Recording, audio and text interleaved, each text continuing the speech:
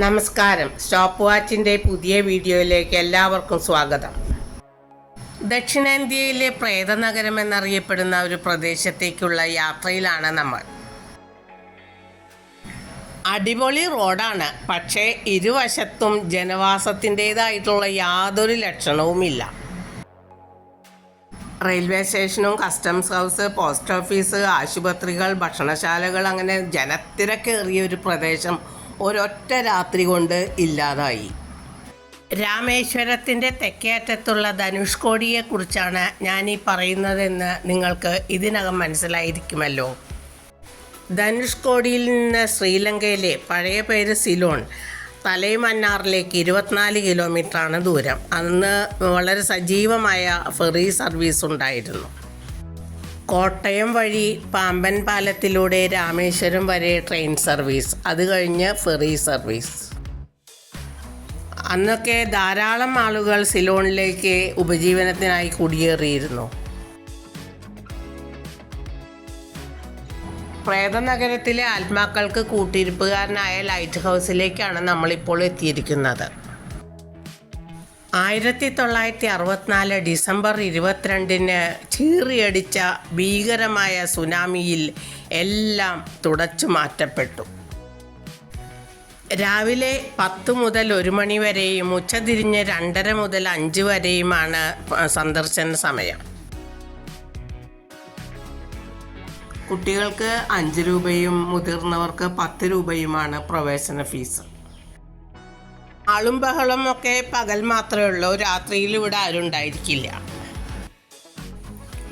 കൊച്ചുകുട്ടികൾക്ക് കളിക്കാൻ പറ്റിയ ചെറിയൊരു പാർക്കുണ്ട്. തിങ്കളാഴ്ച ദിവസങ്ങളിൽ ഇവിടെ അവധിയാണ്.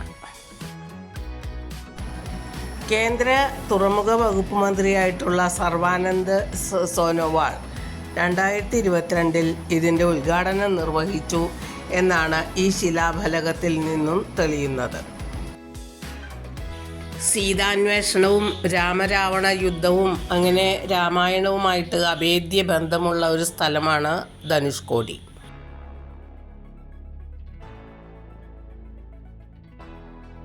മുകളിലേക്ക് പോകാൻ ലിഫ്റ്റ് സൗകര്യമുണ്ട്, പക്ഷേ ഒരേ സമയം 6 പേർക്ക് മാത്രമേ കയറാൻ കഴിയൂ.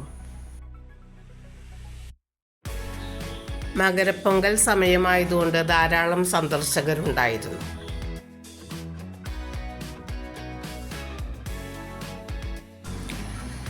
ലിഫ്റ്റിന് വേണ്ടിയുള്ള കാത്തുനിൽപ്പ് ഒഴിവാക്കിക്കൊണ്ട് കുറേ പേരൊക്കെ കോവണിപ്പടിയെ ആശ്രയിക്കുന്നുണ്ട്.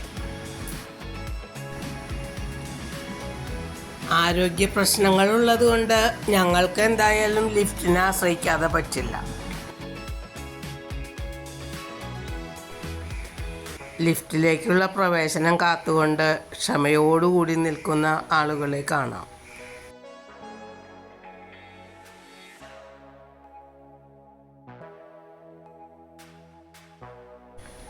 ധനുഷ്കോടി എന്നാൽ ധനുസ്സിൻ്റെ, അമ്പിൻ്റെ അറ്റമാണ്. ഈ പ്രദേശത്തിൻ്റെ ഏരിയൽ വ്യൂ ശരിക്കും അമ്പിൻ്റെ അറ്റം പോലെ തന്നെയാണ്. നല്ല വെയിലായിരുന്നിട്ടും ശക്തമായിട്ടുള്ള കാറ്റാണ്, കാരണം 2 ഭാഗത്തും കടലാണല്ലോ. വാഷ്റൂം സൗകര്യവും ഒക്കെ ഉണ്ട്. അവസാനം ഞങ്ങളുടെ ഊഴമെത്തി. ലിഫ്റ്റിൽ നിന്നിറങ്ങി ചുറ്റോട് ചുറ്റ് കണ്ണാടി ജാലകങ്ങൾ പതിച്ച ഗാലറിയുണ്ട്. അതിലൂടെ പുറത്തേക്ക് നോക്കി. താഴെ തീപ്പെട്ടിക്കൂട് അടുക്കി വെച്ച പോലെ വാഹനങ്ങളുടെ നിര കാണാം. കൂടാതെ സന്ദർശകരെ ഉദ്ദേശിച്ച് താൽക്കാലികമായി കെട്ടി ഉയർത്തിയിട്ടുള്ള കാപ്പി, കൂൾ ഡ്രിങ്ക്സ്, മറ്റ് വസ്തുക്കളുടെ വിൽപ്പനശാലകളും. രാവണ നിഗ്രഹത്തിന് ശേഷം രാവണൻ്റെ അനിയനായിട്ടുള്ള വിഭീഷണനെ ലങ്കയിലെ രാജാവാക്കി വാഴിച്ചു ശ്രീരാമൻ എന്നാണല്ലോ കഥ. ആ പാലം ഇനിയും നിലനിന്നാൽ തനിക്കത് ഭീഷണിയാവുമെന്ന് വിഭീഷണൻ മനസ്സിലാക്കി. വിഭീഷണൻ്റെ അഭ്യർത്ഥന പ്രകാരം ശ്രീരാമൻ തൻ്റെ അമ്പിൻ്റെ കട കൊണ്ട് ആ പാലം തകർത്തു എന്നാണ് കഥ. ഒരു ഭാഗത്ത് ബംഗാൾ ഉൾക്കടലും മറുഭാഗത്ത് ഇന്ത്യൻ മഹാസമുദ്രവും. പ്രകൃതി ദുരന്തങ്ങൾ ഉണ്ടായിട്ടുള്ള മിക്കവാറും സ്ഥലങ്ങളിലൊക്കെ ഒരു റിവൈവൽ ഉണ്ടായിട്ടുണ്ട്. പക്ഷേ ഈ പ്രദേശത്ത് മാത്രം അതുണ്ടായില്ല. എന്തുകൊണ്ടാണ് എന്ന് അറിയില്ല. ഈ വീഡിയോയെക്കുറിച്ച് നിങ്ങളുടെ അഭിപ്രായങ്ങൾ കമൻറ്റ് ബോക്സിൽ രേഖപ്പെടുത്തുമല്ലോ. ചാനൽ ഇതുവരെ സബ്സ്ക്രൈബ് ചെയ്യാത്തവരുണ്ടെങ്കിൽ ഒന്ന് ചെയ്യണേ. കൂടുതൽ ധനുഷ്കോടി കാഴ്ചകളുമായി വീണ്ടും കാണുന്നതുവരേക്കും ഗുഡ് ബൈ. ശ്രീലത.